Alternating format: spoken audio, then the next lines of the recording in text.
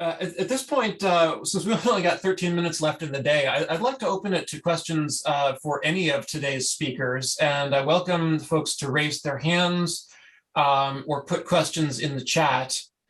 I'm actually going to begin, perhaps, but others, please jump in whenever you'd like.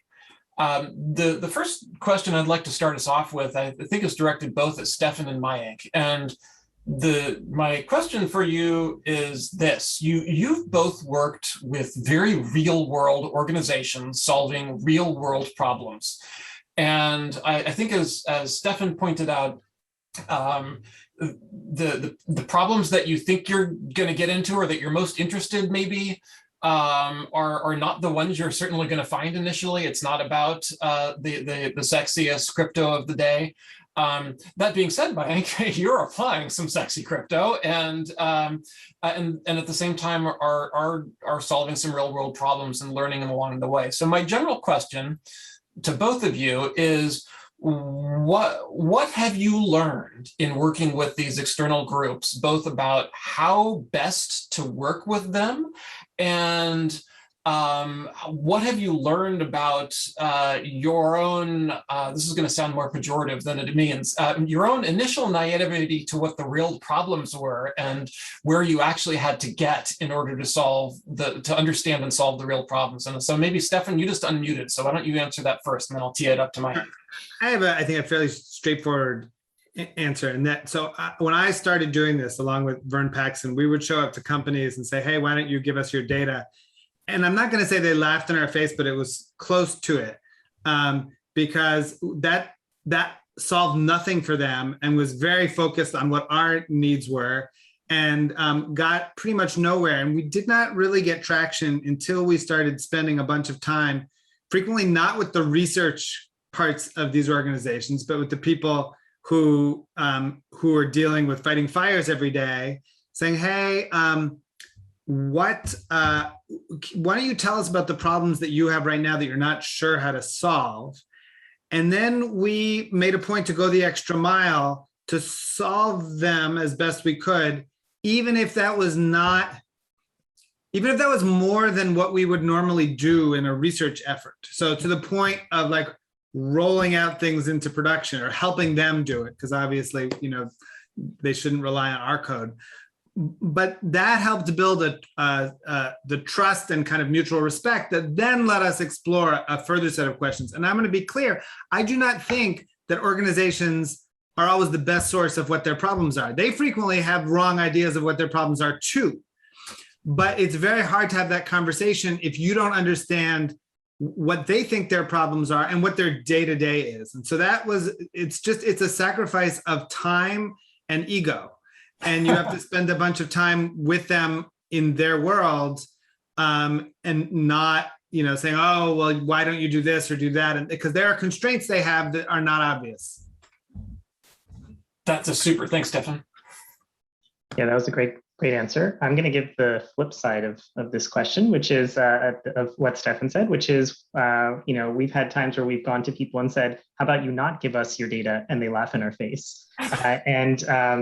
So, it's a challenge to find scenarios, as I was saying a little bit before, where there's sort of a common incentive alignment to use these kinds of privacy preserving technologies. Some people, some organizations, companies, governments, whatever, behind the scenes, if they may use privacy as an excuse not to do something, and then you push them and they're just like, well, we don't want this result to be found because it'll make us look bad. Right? Or some people will push back and say, oh, your fancy secure computation technology, it's too complicated, we can't understand it, we can't deploy it, whatever. And you prod them and you push them, and eventually they're like, yeah, but we just really wanted the data. Like, why don't you just leave us alone so we can just do the alternative of convincing everyone to give us the data because it's the only option on, only viable option available. So yeah, it's a challenge to sort of find those right use cases where this is the right thing to use. But yeah. Mike, does this trust building element that Stefan just brought up, and does that appear in your work as well, where you really have to sit with them and and build this relationship in some fashion? I assume that even though you said your GitHub code isn't that long, you still probably have to take it further than just saying, please look at my code. Yeah, the trust building aspect is interesting because there's an irony here that the companies in the city have built up trust in our software over time, even though the whole point of our software is you're not supposed to have to trust us. But that's not how human nature works. And so the first time we deployed this, it was a much smaller cohort at the time, maybe about 40 companies or so. And they were scrutinizing what we did very carefully. And I welcome the scrutiny. I'm not saying that in a negative way. We had some of the tech savvy companies saying they were going to run static analysis tools on our code to make sure it didn't have any vulnerabilities, all sorts of questions that we had maybe a year of on and off meetings with going to different in-house counsel of different companies or CTO of different companies or whatnot. And then after like I said, we've run this 5 times, and every time with more and more companies, it's been expanding. And we don't get nearly as many questions, almost no questions from the new companies participating, because they're basically like, well, if those other 40 people over there have already vetted you and it looks good, it's probably good enough. And, we've heard about this software, it's been used for years now, so, it's fine. And the level of scrutiny by new participants who you would think would just be equally as curious as the first cohort, it's not there. And like I said, I welcome the scrutiny, but it's kind of interesting to see how the software has developed a level of trust with the community. Yes. I welcome the audience to continue jumping in with questions here. Otherwise, I'm going to keep going. It seems to me that the two of you have done something that's unusual for computer scientists, which is to say that you built relationships. That's been central to your success. And then even more so, you've built relationships with people who are not researchers. Stefan, you just pointed out it's helpful to talk to the operational people. What advice do you give to other researchers for actually finding these people, getting them to talk to you? I know Mayank just mentioned lawyers, Stefan. I know you've worked with lawyers. What is the process for new researchers, for example, that you might advise to build these connections? That's hard. I mean, there is a chicken and the egg kind of problem. Having a success story opens many doors.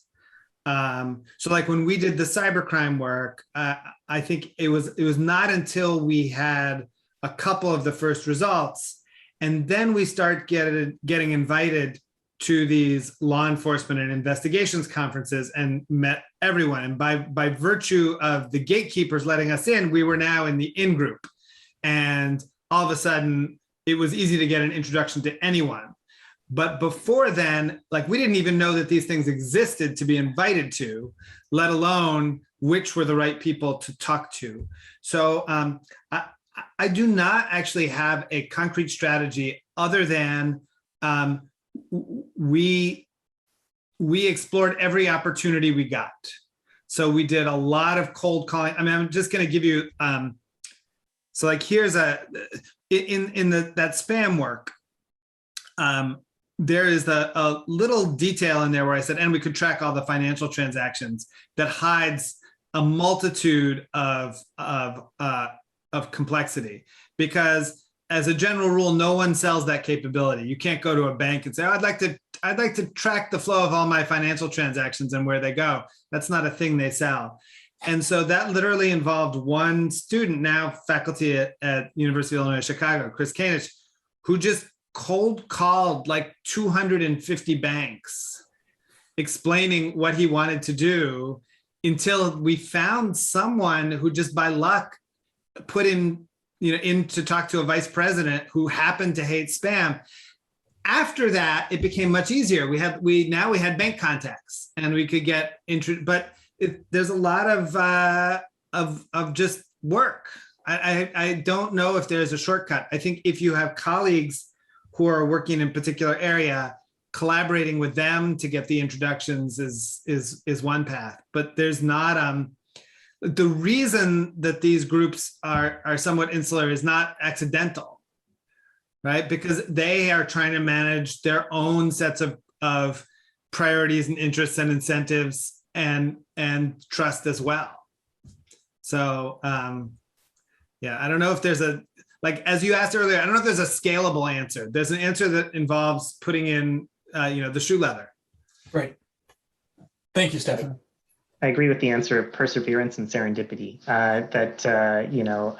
I'll say also when putting in the work and making the calls and all, don't be afraid to let the people's ideas steer what you're doing, right? You may have in your mind, like what you put as the intro to your paper is like the awesome motivation that will be the best way to, like the killer application for your problem. And it may turn out that that's like actually something that for a variety of business reasons or legal reasons or whatever, like can't or won't be done ever. And so don't be afraid to get molded by what the people say to you. Thank you, Mike. That's good advice. I remember a story of this on my own. I was talking with an organization that was the research arm of the organization was trying to build tools to improve the software quality of the operations side of the organization. But meanwhile, the operations side of the organization was essentially getting paid for the number of bugs they fixed. So if you took all the low-hanging fruit out, then they were going to be sort of out of the easy part of their job, and that wasn't going to make them look good. So you had these differing incentives that were hard to get through, and it seems like both of you have had to do that. Well, we're at time today. I would like to thank everybody, the speakers, particularly Stefan, Mayank, George, and David. I would like to thank all of the audience for attending this. I'm sure there will be a great deal more viewing online post-workshop, and this will be put up online as well and linked to from the C3 page. I understand this has been a great 3-day event. And I'm really glad to have been able to speak with our presenters today and learn from all of the great work that they're doing. Thanks to everybody.